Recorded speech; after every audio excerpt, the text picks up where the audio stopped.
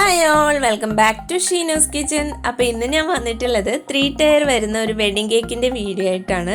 ഈ ഒരു കേക്ക് വന്നിട്ട് ടോട്ടൽ വെയിറ്റ് വരുന്നത് 2.5 kg ആണ്. അതുപോലെ തന്നെ ഉള്ളിൽ കൊടുത്തേക്കുന്നത് വൈറ്റ് ഫോറസ്റ്റ് കേക്ക് ഫ്ലേവറിലാണ്. അപ്പോൾ ഈ ഒരു കേക്ക് ഞാൻ എങ്ങനെയാണ് ചെയ്തിട്ടുള്ളതെന്നൊക്കെ താമസിയാതെ തന്നെ നമുക്ക് വീഡിയോയിലേക്ക് പോകാം. അപ്പോൾ ഓൾറെഡി ഞാനിവിടെ 3 കേക്ക് ചെയ്ത് വെച്ചിട്ടുണ്ട്. 9 ഇഞ്ച് ടിന്നിലും 7 ഇഞ്ചിലും 5 ഇഞ്ചിലും ഉള്ള കേക്കാണിത്. അപ്പോൾ 9 ഇഞ്ച് ടിന്നിലെ കേക്ക് വന്നിട്ട് 1.5 കിലോയുടെ ബാറ്റർ ചെയ്തിട്ട് 2 തവണയായിട്ട് ബേക്ക് ചെയ്തിട്ടുണ്ട്. 7 ഇഞ്ച് ടിന്നിലത് വന്നിട്ട് 1 kgയുടെ ബാറ്റർ ചെയ്തിട്ട് 2 തവണയായിട്ട് ബേക്ക് ചെയ്തതും, 5 ഇഞ്ച് ടിന്നിലേത് 1/2 kgയുടെ ബാറ്റർ ചെയ്തിട്ട് 2 തവണയായിട്ട് ബേക്ക് ചെയ്തെടുത്തിട്ടുള്ളതാണ്. ഓരോ കേക്കും അതായത് 9 ഇഞ്ച് ടിന്നും 7 ഇഞ്ച് ടിന്നിലെ കേക്ക് 4 ലെയേഴ്സായിട്ടും 5 ഇഞ്ച് ടിന്നിലെ കേക്ക് 5 ലെയേഴ്സായിട്ടാണ് ഞാൻ കട്ട് ചെയ്ത് ലെയർ ചെയ്തെടുത്തിട്ടുള്ളത്. അതിനുശേഷം ക്രം കോട്ടൊക്കെ ചെയ്ത് നല്ല ഫിനിഷ് ചെയ്തിട്ട് ഫ്രിഡ്ജിൽ വെച്ച് നല്ലതുപോലെ തണുപ്പിച്ചെടുത്തിട്ടുണ്ട്. ഇനി ഈ ഒരു കേക്ക് നമുക്ക് സ്റ്റാക്ക് ചെയ്യാനായിട്ട് തുടങ്ങാം. അതിന് വേണ്ടിയിട്ട് ഞാൻ യൂസ് ചെയ്യുന്നത് ഇതുപോലുള്ള പേപ്പർ സ്ട്രോ ആണ്. നിങ്ങൾക്ക് വേണമെങ്കിൽ വുഡൻ ടവൽസും യൂസ് ചെയ്യാവുന്നതാണ്.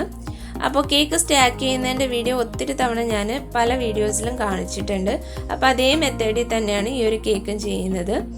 ഞാൻ എപ്പോഴും ഈ ഒരു രീതിയിലാണ് ചെയ്യാറുള്ളത്. ഇതാണ് എനിക്ക് കുറച്ചും കൂടി കംഫർട്ടബിൾ ആയിട്ടുള്ളത്.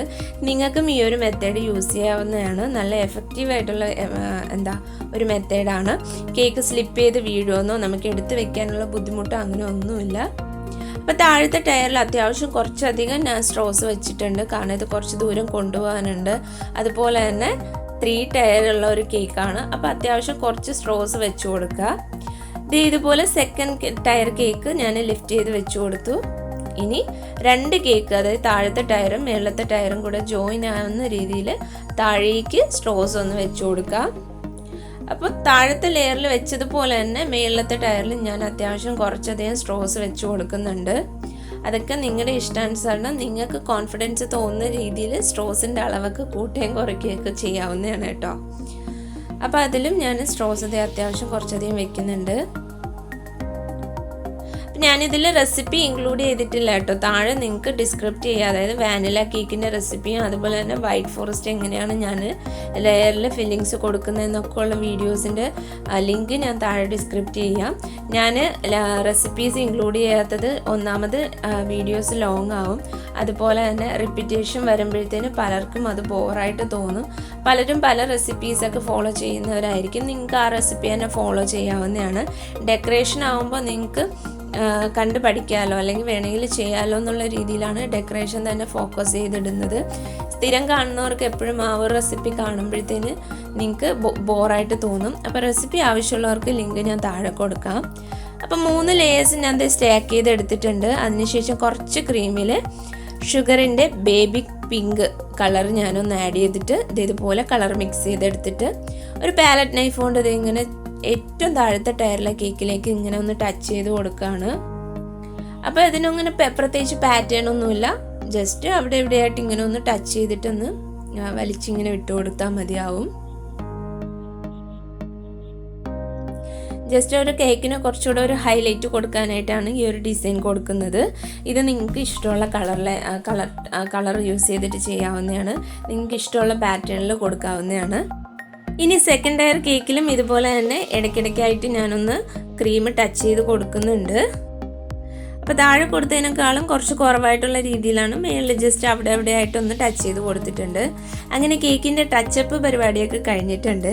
ഇനി നമുക്കിതിനെ സുന്ദരിയാക്കാനായിട്ട് ഫ്രഷ് ഫ്ലവേഴ്സും ലീഫും ഒക്കെ യൂസ് ചെയ്തിട്ട് ഒന്ന് ഡെക്കറേറ്റ് ചെയ്തെടുക്കാം. അപ്പം ഞാനിവിടെ 2 കളറിലുള്ള റോസ് ഫ്ലവേഴ്സാണ് എടുത്തിട്ടുള്ളത്. അത് നല്ലതുപോലെ തന്നെ കഴുകി ഒന്ന് ഡ്രൈ ആക്കി എടുത്തിട്ടുണ്ടായിരുന്നു. അതിനുശേഷം കേക്കിലേക്ക് വെച്ച് കൊടുക്കുകയാണ്.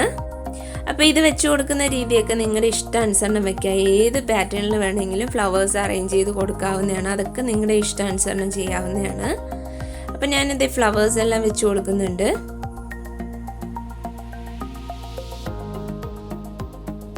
ഇപ്പോൾ ഫ്ലവേഴ്സ് എല്ലാം വെച്ച് കഴിഞ്ഞിട്ടുണ്ട്. ഇനി ഈ ഒരു ടൈപ്പ് ലീഫ് എടുത്തിട്ടുണ്ട്.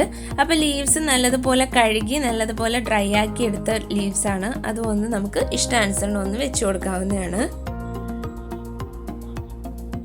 അപ്പം ഞാൻ ലീവ്സും ഫ്ലവേഴ്സൊക്കെ വെച്ചിട്ടുള്ളത് കസ്റ്റമർ തന്ന ഒരു മോഡലിൽ അതനുസരിച്ചിട്ടാണ് വെച്ചിട്ടുള്ളത്. അപ്പം ഞാനിവിടെ ലീവ്സും ഫ്ലവേഴ്സൊക്കെ വെച്ചിട്ട് കേക്ക് നല്ല സുന്ദരിയാക്കി എടുത്തിട്ടുണ്ട്. പിന്നെ അതുപോലെ എടുത്തിട്ടുള്ളത് കുറച്ച് ഗോൾഡൻ ലീഫ്, എഡിബിളായിട്ടുള്ള ഗോൾഡൻ ലീഫാണ്. അപ്പോൾ ഗോൾഡൻ ലീഫ് വെച്ചിട്ട് കേക്കിനെ ഒന്നും കൂടിയിട്ട് നമുക്ക് സുന്ദരിയാക്കി എടുക്കാം.